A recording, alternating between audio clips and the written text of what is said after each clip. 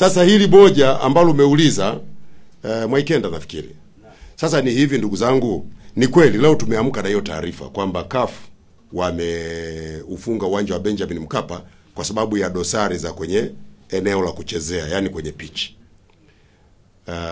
Tumeipokea ile taarifa. Ukaguzi wa CAF ulifanyika kama wiki 2 au zaidi zilizopita.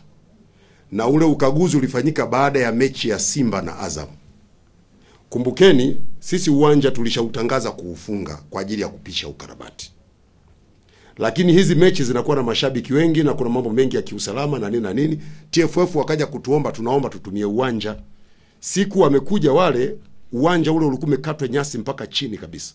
Kwa wachezaji walipokuwa wanacheza, na unajua hizi mechi zina pressure, uwanja ukaenda unachimbika baadhi ya maeneo. Wakaguzi wa CAF walikuwepo. Wakatuambia hakikisheni mnarekebisha, na wakataka mashine za kurekebishia pichi wazione. Zile mashine sisi wakati huo ziko njiani, zinatoka kwa mtengenezaji China zinakuja Tanzania. Zimefika wiki 1.5 iliyopita. Yaani zilifika baada ya siku 5. Dabi kama ingefanyika juzi, Benjamin Mkapa iko tayari. Kwa baada ya ile tangazo lao la asubuhi, tumewasiliana na TFF. Na tukawaambia hivi, waambieni hao wakaguzi wa CAF waje wakague leo.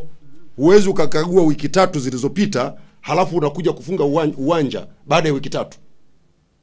Leo uwanja uko tayari, tumeshaleta zile mashine, zimekuja, serikali imenunua mashine, tumetengeneza, uwanja uko tayari. Lakini tulitangaza uwanja unakarabatiwa. Uwanja uko kwenye ukarabati. Hizi mechi zinazofanya pale ni kwa maombi, na kusema ukweli ni kwa maombi yao. Sisi wenyewe hatukutaka mechi yote ifanyike pale, kwa sababu ni lazima umwache mkandarasi mpaka amalize. Actually kwa sisi serikali kuendelea kutumia uwanja wakati bado unakarabatiwa inatuongezea gharama. Huu uwanja utakiwa ukamilike mwezi wa 8 mwaka jana. Mpaka leo haujakamilika kwa sababu kila wakati tunatumia uwanja. Sasa nafikiri mmenielewa.